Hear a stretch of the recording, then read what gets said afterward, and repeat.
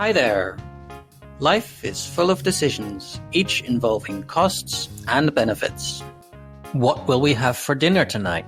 How many children shall we have? What college major should I choose? Where shall we live? Should I accept this job offer? What shall we do for fun? Sometimes it's easy to see costs and benefits. For instance, if we go to the supermarket to buy milk, we see the cost, namely its price. But what determines prices?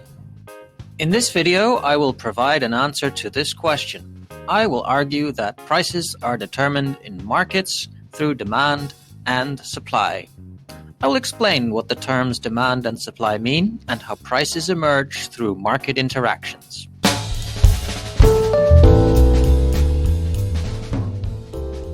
The law of demand says that people tend to do less of something the more costly it is. For example, in 2010, the state of New York increased excise taxes on cigarettes from $2.75 to $4.35. Sales of cigarettes subsequently dropped by 27%. How do governments make people obey the law? By making it costly to not do so, for instance with fines and prison time. The law of supply says that people tend to produce more of something the greater the reward. For example, there are seasonal fluctuations in wages offered in agriculture. Look how each year the average wage goes up and down.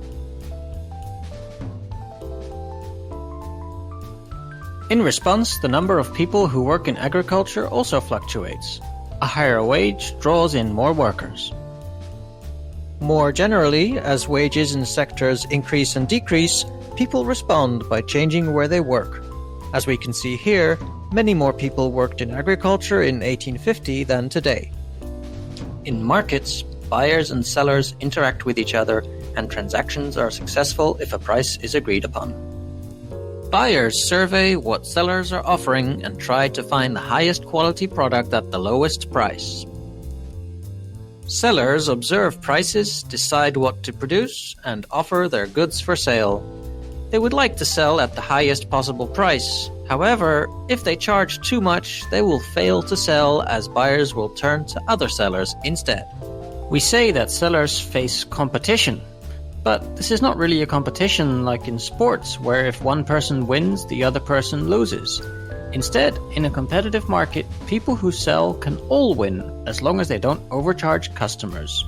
That said, sellers would like to charge more, and so they often try to get the government to impose constraints on their competitors. There are countless examples of this.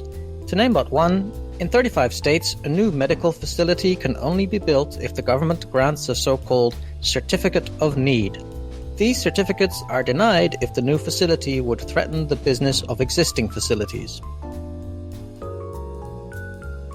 Prices are measured in terms of money, but this doesn't mean people only care about money or material wealth. When evaluating a job, for instance, we look not just at the pay, but other factors as well, for instance, how dangerous it is. Demand and supply, and therefore prices, vary over time. For example, there is seasonal variation in prices for tourism, as buyers are willing to pay more for travel and lodging in some periods than others. Here we see average nightly prices for Airbnb rentals in Boston. People are diverse in many ways, and we may not always understand or agree with each other's choices. Some people are willing to pay to go rock climbing, others would need to be paid. Some people may not be interested in working in tech, no matter the pay. Some people like bananas, others do not. Market transactions will lead to some people making more money than others, namely people who are willing and able to produce highly valued goods and services. How much money someone has will also affect their spending decisions. Market interactions are voluntary. People buy and sell if they believe it is in their interest to do so. But people can also harm each other, for instance through violence, fraud, theft, and pollution. Preventing harm is the key responsibility of the government. Governments can also play a role in alleviating poverty and reducing inequality. In our next video, we will examine the question whether market interactions tend to lead to prices for which the total quantity demanded more or less equals the total quantity supplied. I hope you enjoyed this video.